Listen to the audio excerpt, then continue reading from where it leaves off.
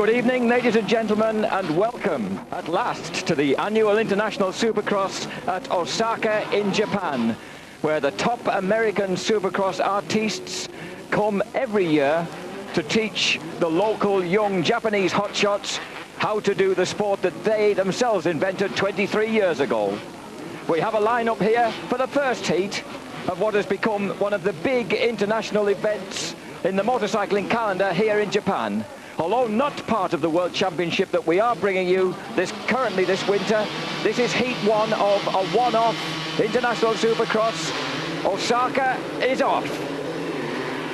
11 top Americans have come over into this huge outdoor stadium, which much more closely resembles the sort of stadium that they're used to in the States than the tiny little indoor stadium that we saw at Bercy. But it's number 30. It's one of the hot young Japs who's got off at the front, and that's Takeshi Tanaka on his Honda, hitting the front ahead of number 9, Honda of Troy's Mike Brown. So a bit of a surprise to see an American not first out of the traps in the first heat here. As I say, there are only 11 of them, and Brown quickly takes control, snaps into the tight line, and young Tanaka is shown where he ought to be, at least in second place. But I should think he's got one or two other people who'll give him something to think about before the end of this six-lap heat. And this is Mike Brown, the boy from Tennessee, leading on the Honda of Troy Honda. We saw him in Bercy a couple of weeks ago, winning, in fact, on one of the heats, one of the semis, showing that although he's already 22 years old, a relative veteran by American standards, he's actually a young fella who's still making a name for himself in the States and getting better all the time. He won a round of the 125 National Championships this year, came close to actually winning the series, ended up 4th, and has re-signed with the top private team Honda of Troy for 1996, when he'll once again be doing 125 National Championships and 250cc Supercross. That's Mike Brown from Tennessee. Notice that in this huge stadium, the earth is relatively loose, very dry, kicking up a lot of roost here, almost sandy and rutted in places. Very, very different from the rock-hard, cement, almost concrete-like land that we had in Bercy indoors. And here's number 30, Tanaka, coming under pressure now from number 8. And number 8, would you believe, is dear old Guy Cooper, 32-year-old, the world champion, the world Supercross champion of 1993. Now very much a part-timer. He's been racing Enduros rather than Supercross throughout 1995. But he just loves riding, and they love him here in Japan. So they've obviously invited him to Osaka to say, come on, airtime, let's just have another glimpse of what you have to offer us. And it looks like it's as ragged as ever, the way that young Guy is going around here amongst these people virtually half his age. And at the moment he's getting clambered about. Number 4, Steve Lamson. Steve Lamson, one of the 2 official Honda Works team riders for 1996, and the reigning 125 national champion in the States. Looks as if he's squeezed past Guy Cooper, and he has. Across the finishing line jump, and in fact he'll be taking Tanaka next, I suspect. So Tanaka-san may be losing that second place around about now. Lamson takes the wide line inside and chops him neatly off in the next hairpin. So Steve Lamson from Riverside, California, moves into second place. Remember, Mike Brown is at the front on the private Honda. The factory Honda rider now takes second, kicking up a fair old swirl of dust. Obviously, if you get in front of somebody in conditions like this, the greater the swirl of dust you can kick up, the better, because it momentarily unsights people if they get too close to you. It's quite difficult to get very close to someone going at a very similar speed when you've got that much roost coming off their back wheel. A huge crowd here at Osaka. It's a big stadium. Very much an annual fixture that all the top Americans like to come to. We are, of course, missing one or two. Mike LaRocco, who's recovering from knee surgery. Doug Henry, suffering from a very bad back injury. Number 17 there, coming into the frame, Kevin Windham. Now, Windham is one of the up-and-coming kids who's really making a name for himself. Riding Works Yamaha next year. 20-year-old from... Sorry, 16-year-old. I'm adding years onto him here. The 16-year-old Kevin Windham will be doing riding for Yamaha next year. And he's obviously determined to get past the Japanese intruder. 16-year-old Windham actually comes from Baton Rouge in Louisiana. He's a suitably French-looking youth, slim, dark. He finished 5th in the Eastern Region 125 Supercross Championships in 1995 and is reckoned to be a pretty hot prospect, as is this guy, number 9, Mike Brown from Tennessee. Now, Brown is reckoned to be pretty much... and he's just gone and proven that he is beatable. I was just going to say he's pretty much proved himself unbeatable in the immediate realms of Tennessee. In fact, on his home track of Muddy Creek. But he's certainly not unbeatable here at Osaka, as he's just proved. Now, this very loose dirt is obviously pretty slick, so it's liable to catch out even someone of the status of Mike Brown.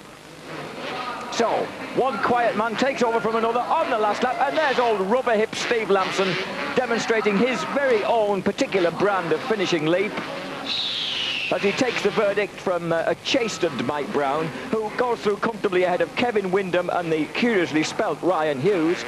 But Guy Cooper has slipped back to 5th place, which is 1 place too far, because it means he has to go through to the semi-final to see if he can qualify for the final, along with Takashi Tanaka, the gallant early leader.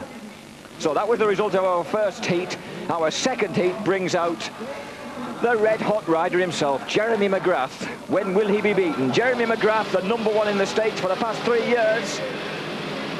Here in this second heat, looking to add a further victory to the roll of honour. Glances casually left as he takes the whole shot up the inside. And that was Larry Ward, number 6 on the Nolene Yamaha, who was one of the people who went down in that first turn. He got catapulted straight through the bales on the outside. So Larry Ward, who finished 2nd to this man, Jeremy McGrath, in the US Supercross Championships of 1995, is immediately out of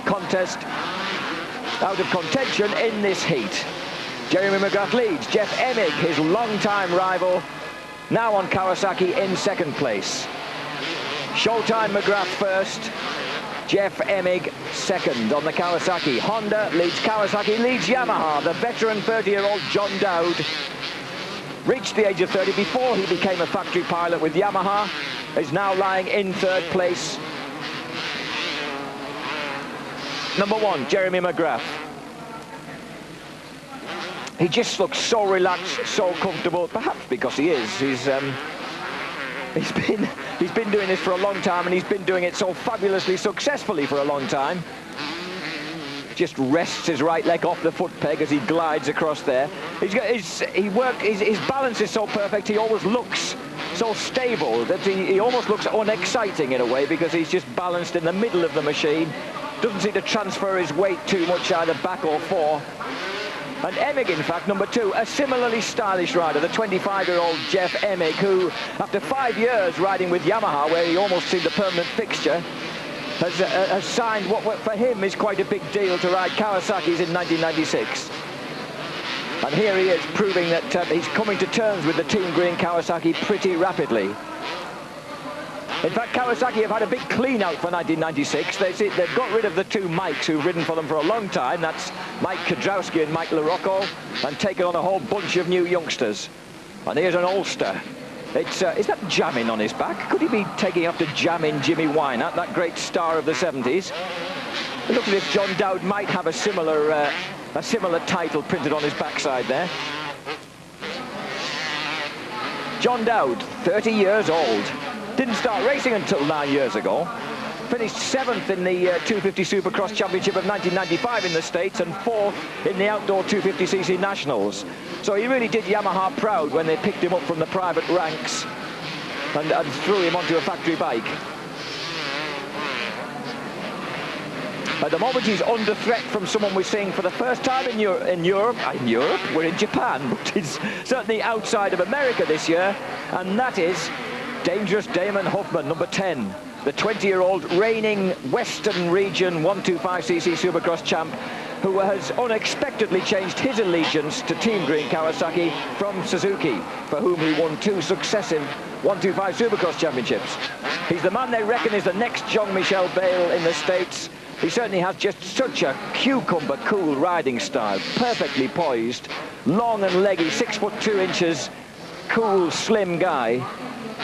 He didn't want to come and do Paris-Bercy because he'd only just signed for Kawasaki and felt he wasn't used to the bikes. And here he is showing that he too is getting acclimatized to them pretty quickly. That's Damon Huffman, number 10. Rocco, they're big boys of the past few years who had singularly failed to topple this big boy of the last 3 years, and that's Jeremy McGrath. McGrath now the winningest supercrosser in American history, 29 victories. He's actually ridden 48 250cc supercross finals in the last 3 years and won 29 of them. I beg your pardon, he didn't start the last round in Las Vegas of 1995, so he's ridden 47 and won 29, and it's a pretty healthy ratio when you consider how many other people have shared the rest. Jeremy McGrath is actually out of Sun City, Southern California, though he was born in San Francisco before his parents moved down to Southern California, where his great-grandparents used to live. His great-grandparents, incidentally, were Irish, which probably accounts for the burning green eyes that with which Jeremy McGrath views this sport and tackles it with the sort of great... Welcome back for the first semi-final to Osaka in Japan, where those guys that didn't make it through as the first 8 people into our final tonight are out here for the first semi, and they include the 1993 world champion Guy Cooper riding number 8, the world's greatest, most exciting part-time supercrosser, very popular with the crowds because airtime, Cooperman, call him what you will, doesn't mind not winning as long as he's entertaining. And that's one reason that they love him in Japan, as indeed they love all the Americans, which is why 11 of the top Americans are invited over here every year. At least 11 of them. 11 we have this year. There aren't any Europeans because the Japanese aren't actually that interested in the Europeans. And all the rest of the field is made up of these hopeful youngsters like number 30 there, who is Takashi Tanaka, the man who had the audacity to lead the first heat for a while against the Americans. They've certainly got helmet designs to match the best of the American styles, these Japanese kids. What they want to do now is try and catch up with them in terms of sheer performance. There's Cooperman coming to the line. Number 22 there, Takatiru Atsuta. Number 32, Masaya Kohashi. Number 34, Kanichi Shirota. Number 44, Hayoshi Nakayama. I hope you're remembering these names. I'm certainly not. Doubtless we'll see some of these guys in action, possibly as they're being lapped. You never know, that one or two of them might hang in there early on, but really it's a slightly foregone conclusion that the American heroes will be at the front. Number 36, another of them, Katahira on a Yamaha. Most of them tend to be on Hondas, and of course this sport is so hugely popular in this country because this is where the bikes are all built, and the Japanese do love their motorcycling. Number 12. Number 12 is Cooperman's young Suzuki teammate, and that's Tim Ferry, who crashed out of his heat. So the two Suzukis, one at the beginning of his career and the other at the end, feature in this race, and will probably be at the front, I would think, given the current form. There's a beautiful wheelie off the line from Cooper, but neither of them have made the first turn first, although Ferry dips neatly inside number 12, just waits for that space to open up on the inside and takes the lead. So Tim Ferry hits the front in this 6-lap semi, ahead of his dear old inspiration, 12 years his senior, number 8, Guy Airtime Cooper.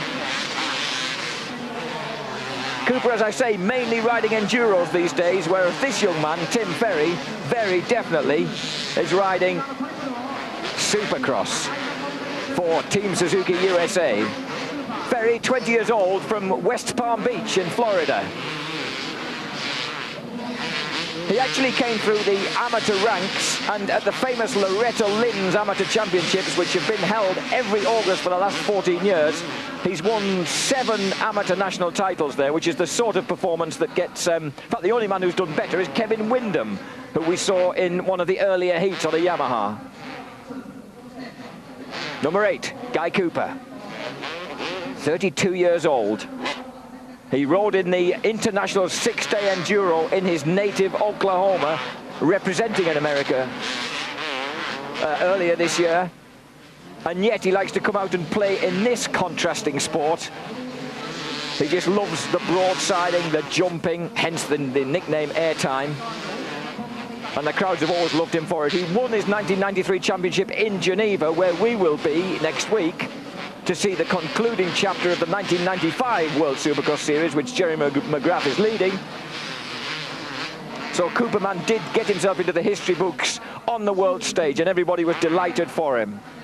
This manic enthusiast who has a terrific track at home in Oklahoma that he invites his fellow Americans to come and run around and practice on whenever they want to. And there's number 30. Takashi Tanaka, still proving himself possibly the fastest of the Japanese contingent. He led his heat, and here he is sitting in 3rd place. Because 6 people qualify for this semi, in fact, so we're going to have at least, by that reckoning, 4 Japanese riders will come through. And they're having a fair old scrap for those places behind this man, Tanaka. As you can see, there's one thing about these Japanese lads, they're very, very evenly matched. There may be a second or two a lap down on the American visitors, but they're pretty evenly matched themselves. I think the crowd round here are appreciating that. Don't forget, we've still got more Supercross to come from Tokyo at the weekend, when the World Supercross Championships carry on their action after Barcelona and Paris-Bercy. Number 39, the wild man lying in 4th place at the moment, is Kiyoshi Sai, also on a Honda, as you can see.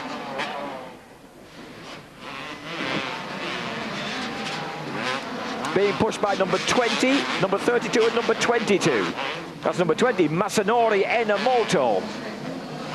Number 22, Takateru Atsuta. Now, one of these guys is going to miss out. 1, 2, 3, 4, 5 of them in there. Only 4 of them could go through as of right. There is, of course, a last chance, but only 1 man goes through to the final from that last chance, so it's a pretty hairy race.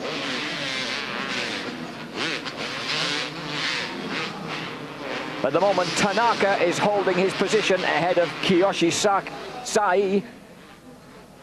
Number 20 behind him, Masanori Enomoto on the Kawasaki, the green Kawasaki.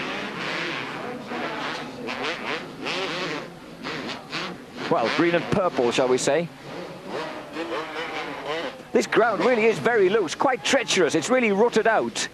So these obstacles, you've got to be pretty careful with them when the ground's getting as rutted as that. You'll notice how if the guys get it a little bit wrong in the ruts, the bikes get thrown distinctly sideways, even across some of the low jumps. And more scarily sideways across some of the big ones. Of course, this is all a matter of a pure technique, as you can see from the way that the fingers are poised on both the front brake and clutch levers, constantly touching and tickling both brake and clutch lever to keep everything absolutely, in fact, as being perfectly demonstrated here by Tim Ferry. This very, very stylish, very quiet and very competent lad actually first came to Japan to race Tokyo as a kid in 1992 on an RRP Yamaha, and he hole shot the main, the final, went straight off a giant triple jump, clean off the track, and smacked out both the arches of his feet. But thankfully he's recovered from that. He's pretty unbeatable in Florida, his home state. Finished 3rd in the East Coast Supercross 125 Championship in 1994, 4th in 1995. So he's a pretty consistent performer, and here he is winning in the first semi-final. And a roar from the crowd as Cooperman demonstrates his speciality with a little inside-out flick across the finish line. Number 30, Tanaka takes his deserved 3rd place, or is about to take his deserved 3rd place, testing these elastic hips a little. And the maddening crowd, the throng of Japanese riders after him, trying to claim their automatic position in the final. The ones that do so behind Ferry and Cooper are Takashi Tanaka, Kiyoshi Sai, Masanori Enomoto, and the delightfully named Masaya Kohashi. So those 6 guys go through to the final, which we shall see later. First, we'll take another break. Don't forget, we've got the second semi-final to come, followed by the great Jeremy McGrath in the final. PM. Eurosport wishes you good luck.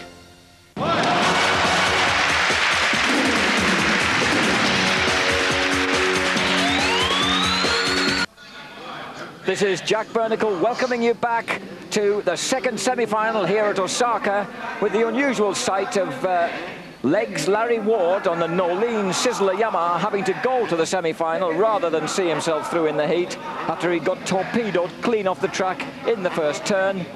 And he's joined by number 31. Now, number 31 is a guy who has seen some European action.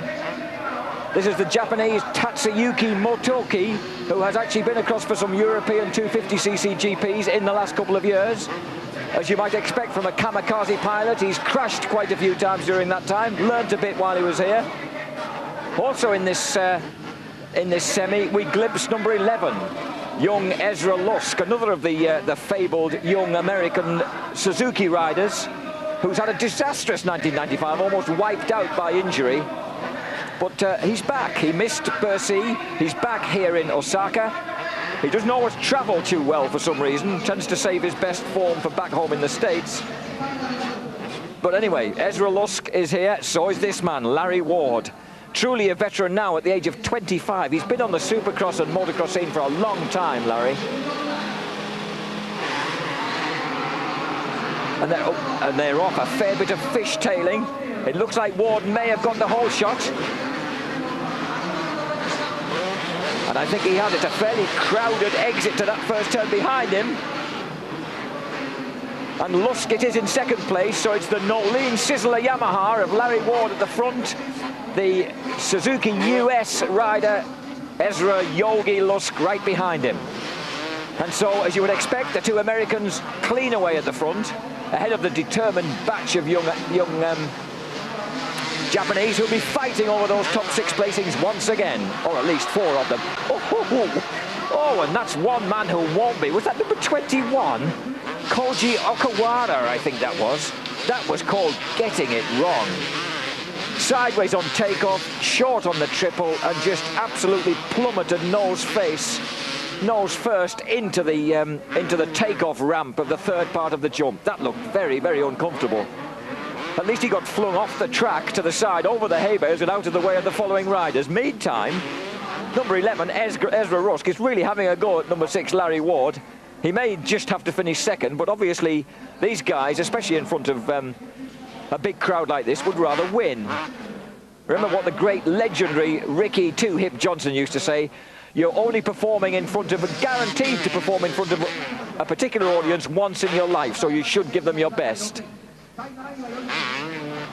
So here's Larry Ward leading from Ezra Lusk. Lusk, of course, here, number 11, he won the 1994 Eastern Region 125cc Supercross Championship in the States for Suzuki. So, understandably, they kept him on for 1995, and it was just an awful year. But the new boss at Suzuki for 1995, the great 5 times world motocross champion Roger DaCosta, has decided that Lusk merits being kept on in the team for 96. So Yogi's going to still be there next year. As I said before, he doesn't carry his form well overseas, Lusk. He really has always saved his best form for the US. We've rarely seen the best of him when he's come over to Paris or anywhere else. Number 31, showing his European experience. In fact, showing his European experience, I think, also in his riding gear. That Wind riding gear that he's wearing is an Italian brand. And this is number 31, former Grand Prix motocrosser. And that's Tatsuyuki Tatsu Motoki on a Honda. He rode the British Grand Prix at Foxhill down in Swindon a couple of years ago. Had an absolutely mighty get-off up over one of the jumps along the valley, which for some reason seems to stick in my mind. And someone else has had a get-off. Talking of them, the yellow flag's going, and it's Ezra Lusk. Lusk carrying on that abysmal form abroad. Now he's done something awful to his bike. Oh no, look at him, he can't believe it. He's had a simple fall. He spewed the Suzuki and he spewed his throttle or his front brake or both. Something's happened there. And perhaps he's just broken the throttle cable. But anyway, that bike is not a goer. So Ezra Lusk has condemned himself to a third attempt to reach the final, which will be in the rather dramatic last chance, where one man goes through. If you don't win it, you win or bust, in fact. If you don't win it, you don't go through to the final. So, whoa! I was just going to say that leaves legs Larry comfortably clear, but that hardly looked comfortable. So, the 6'3" man from Florence, California, originally from Seattle, Washington, where he's won his only ever 250cc Supercross main back in 1990. This is Larry Ward. Just letting the crowd know that he's up there and enjoying himself.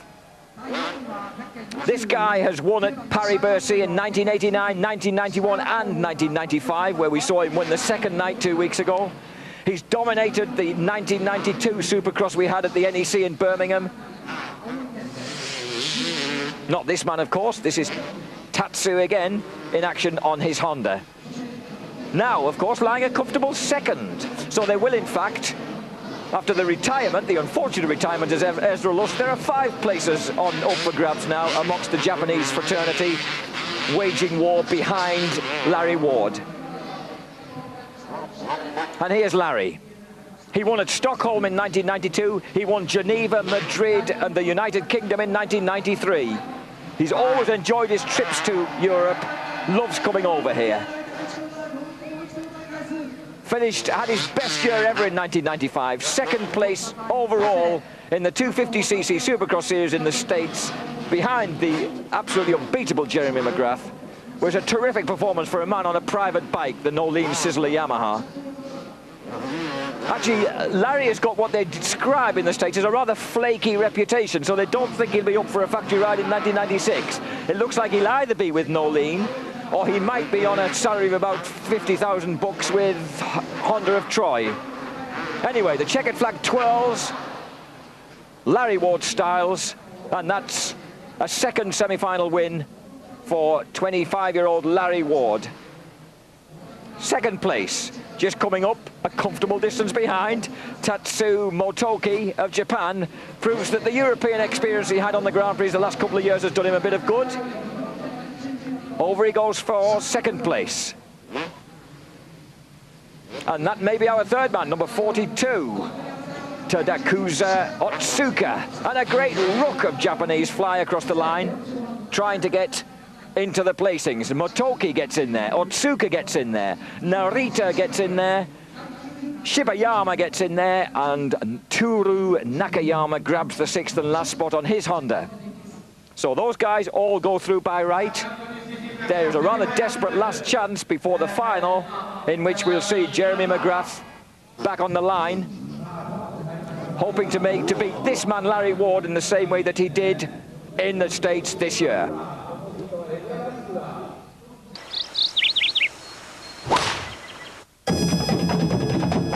Running a fast break is the most exciting part of the game. Let's see that one again. It's always important to know where your teammates are. Stop it right there. Always take what the defense gives you. See that guy right there? He's in trouble. You know why he's in trouble? Because I have all the options. Okay, children, that's your lesson for today. Go practice. I don't know how she does it. Well, Energizer lasts longer than your ordinary SP battery. Energizer. Longer lasting batteries.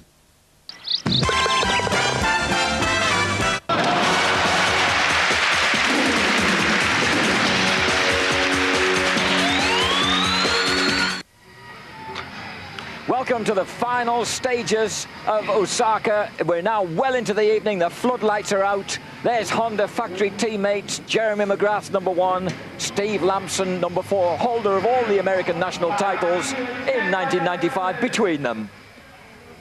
Steve Lampson, the quiet man from Riverside, California. Incidentally, we also have Ezra Lusk in the final.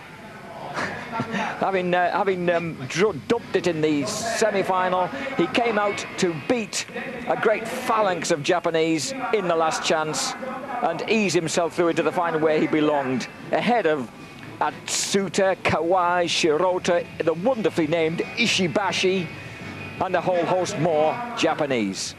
Number 6, Larry Ward, will be hoping that the man that he unfortunately regards as almost unbeatable, Jeremy McGrath, just might be tonight.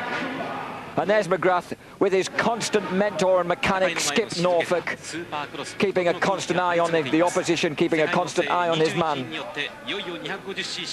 Mechanics are sort of more than just mechanics in the States. I should see the way. Did you see the mean way that McGrath was eyeing up his teammate there, Steve Lamson? Every time he comes to the line, he really means it. These mechanics, like Norfolk, play a very, very big part in the success of these guys in the States. They're a sort of psychological inspiration as well as mechanical genius, putting the bikes together, putting the brains together, keeping their men. And look at Norfolk talking to him, psyching McGrath up. Because McGrath knows that there's only one place that he wants to be, and that is at the front, because he thinks that's where the attention goes, and he likes to show off, he likes to be at the front. Now, if he gets through the first turn first, we know that it's going to be very, very difficult for anyone to get the best of him. Clutches in, clutches in, clutches in, clutches out. And the final's off.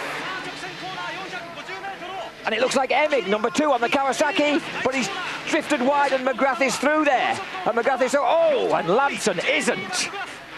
Oh, and that looked like a nasty fall. It's held up Ryan Hughes, number 5, and Mike Brown, number 9, who virtually rolled over the fallen Steve Lamson. And it's left McGrath there with the advantage. And McGrath has got the advantage over number 12, Tim Ferry, and number 2, his potentially nearest rival really tonight, and that is Jeff Emig. Well, what terrible luck for Steve Lamson. So Lamson got flattened coming out of the first turn. Ward is back in 4th place.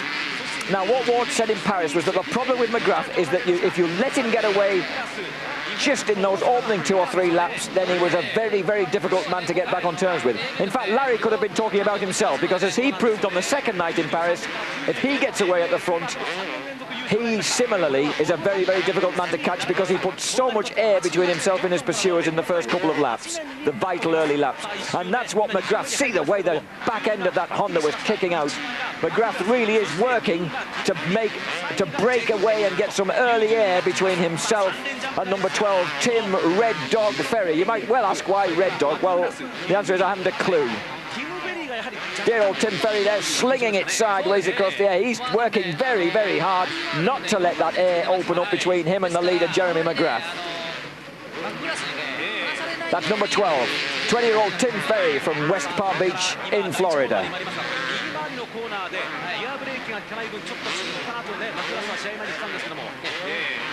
There's Ferry. Great style this boy has. The question is, can he keep close enough to McGrath not to let the reigning and triple US Supercross champion off the hook? He's got more experienced men behind him. Emig, of course, 24 years old now. Ward, 25. Really veterans by American standards. McGrath himself, of course, is 23, but he's been winning since about 1990. So somehow you feel that he doesn't seem such a veteran in an odd sort of way.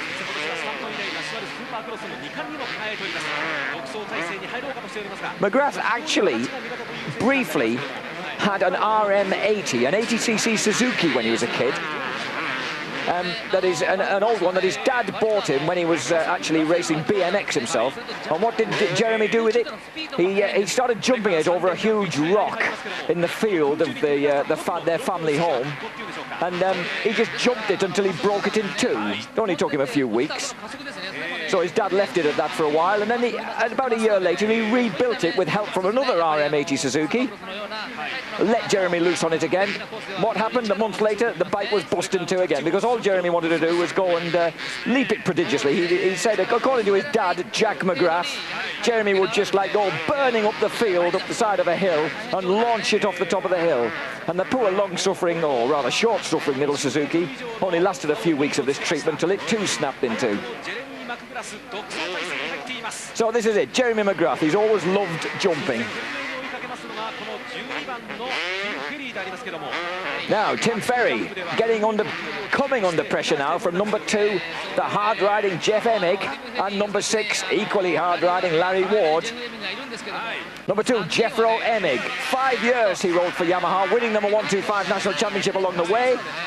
Then along came Team Kawasaki, and offered Jeffro a very, very decent sum of money, like about 125,000 American dollars, to go and race for them in 1996. Well, Jeffro went back to Yamaha and said, what do you reckon to this? Yamaha virtually matched the offer, but didn't seem too interested in having him stay, which seems a little bit unusual.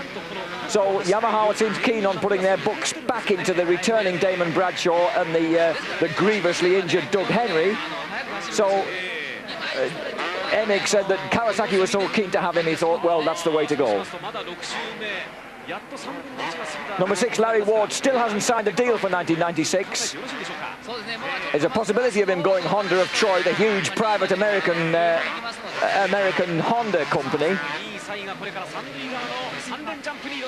But he's been doing so well on the Nolene Sizzler Yamaha, I'm sure he won't be too keen to leave them.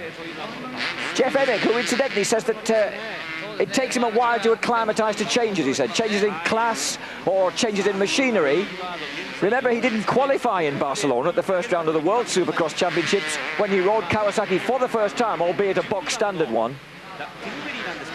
Yet in Paris, a mere week later, after coming over and practising in England, he actually went to the UK to practice in Northamptonshire to get used to the Kawasaki's, and he was actually pretty damn quick when he got to Bercy. And he's proving once again that he's really come to grips with the Kawasaki.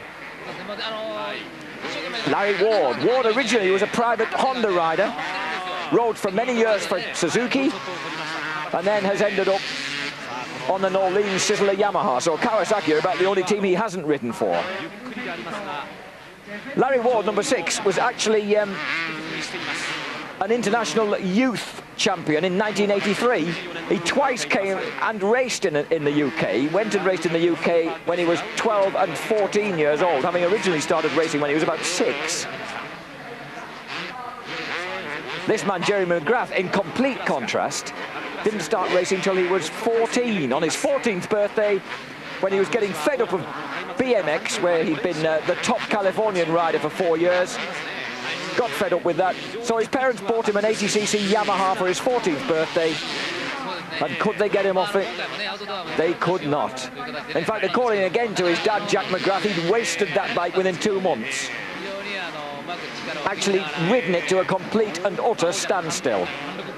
And number 1, McGrath, is already carving his way through the Japanese tailenders. Now, this is interesting. This is what some guys are good at, some guys aren't. As you can see from the way Jeremy McGrath can switch his lines in an instant, these back markers are no problem to him at all.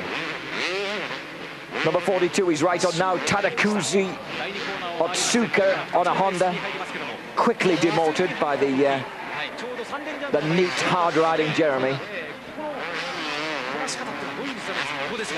He rarely gets out of shape, this man. I mean, he almost, except when he's really showboating in mid-air, he just looks comfortable most of the time. It's hard to believe that he, along with all the other Americans, have been racing since the Supercross season started in the States in mid-January, can you believe? They're coming up to 11 months of solid competition. How they're still managing to produce this level of performance is really quite stunning. They've had very, very precious few weekends off in that time. Fortunately, of course, McGrath enjoys it, otherwise he probably wouldn't. At number 39, taking a quick glance back to check that he keeps out of the way, our old friend Kiyoshi Sai, making sure he doesn't get in, hopefully, in McGrath's way. Number 6, Larry Ward. Now, Larry, I would hazard a guess, isn't as good in traffic. He likes to have a clear track ahead of him, which is why he's so dangerous if he does make the whole shot and get away at the front.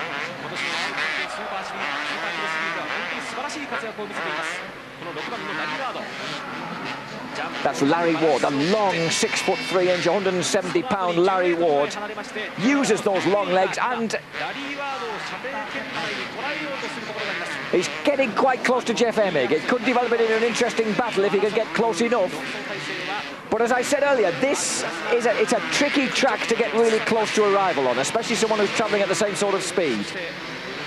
Emig coming up behind number 31, and that's our old mate Tatsuma Toki, about to be lapped by the second place man.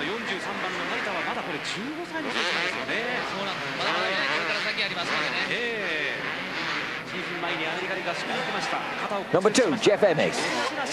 Number 6, Larry Ward. These two battled for second place in the 250cc US Supercross Series throughout 1995. And in fact, it was Larry Ward that came out on top, despite the fact that Jeffro did win a final during the course of the season, and Larry didn't. Larry was ruthlessly consistent, especially during the early stages, the first half of the year, and he's closing right down on the back tyre of that Kawasaki now.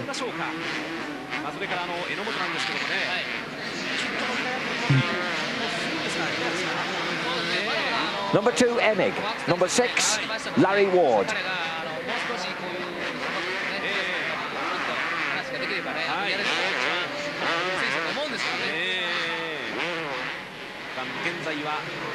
And this is developing to quite an intriguing duel between these two. It's not necessarily an easy track to pass on when the guys are evenly matched. As you can see, Ward's just checking out the different lines, trying to get himself out of the roost of the Kawasaki and have a look at what the possibilities are.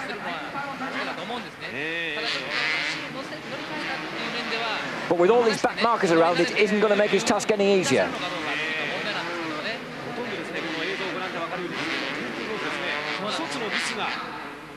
Jeff Emig, very popular, quietly spoken young man, riding the cars. Oh, and Ward just momentarily having a look there, just having a look inside him.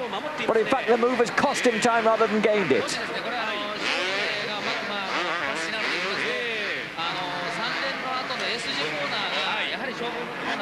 Ward, in contrast, is a sort of a very American character, shall we say, originally from Seattle, Washington, now resident in California. Likes the girls, always chats them up gallantly on the podium at Bercy. Probably helped by the fact that for the last couple of years, believe it or not, the girls on the podium at Paris Bercy have been American for some reason, having for many years been absolutely deliciously French. Perhaps it was Larry who complained, said, look, I can't chat these birds up, they don't know what I'm talking about. Number 2, Jeff Emig. Number 6, Larry Ward. Larry's persistent. Parts of this track he's getting close to, other parts he's losing out to the Kawasaki. Someone's down. The yellow flags are out, and that, for a moment, pours cold water on Larry's charge. They cruise beneath the yellow flag, and then it's no holds barred, let rip again in this 18-lap final. This is 3 times the length of the heat and the semi.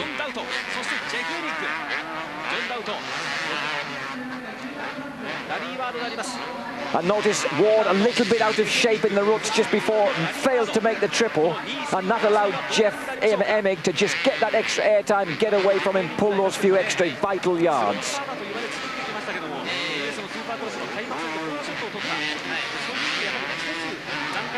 Back at the front, the man who was good at football, the man who was good at BMX, the man who is good at baseball and is good at Skip Norfolk, almost like conducting an orchestra, just waving his man on, just keep that rhythm going, boy. And that's what McGrath is so ruthless at doing. It's not the sort of track that he can do a lot of showboating on. He'd like to be giving these people a bit more airtime and a bit more style. He has got the fabulous knack, the sort of inside-out can jump that has become his absolute speciality. But there isn't really any way that he can demonstrate it round here. So it could be that he might have to disappoint the good folk of Osaka.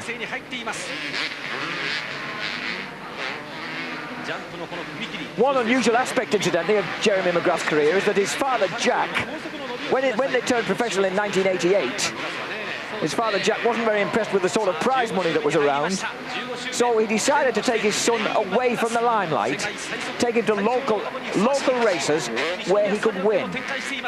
And what he wanted to do was get him used to winning, to get him, as he said, strategically duck the hot opposition, and to actually get McGrath used to the fact that he could... that was a distinctly sideways jump from number 20, Masanori Enamoto. To get him used to the fact that he can do a lot of winning, like this man does, Damon Huffman. Huffman coming into the picture on the Kawasaki, the man who didn't bother coming to Europe, is now up into 4th place ahead of Tim Ferry.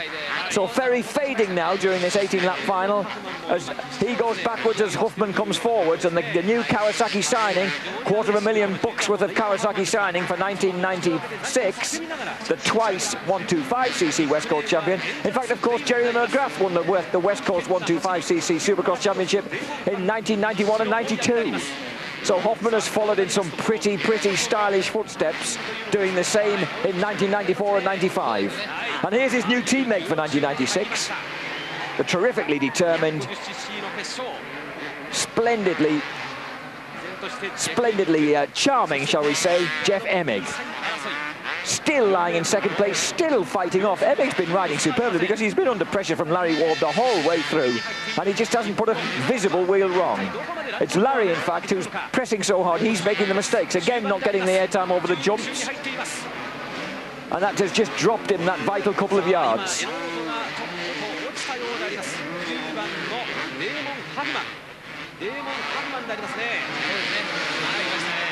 Emig beginning to look the better bet now for the 2nd place.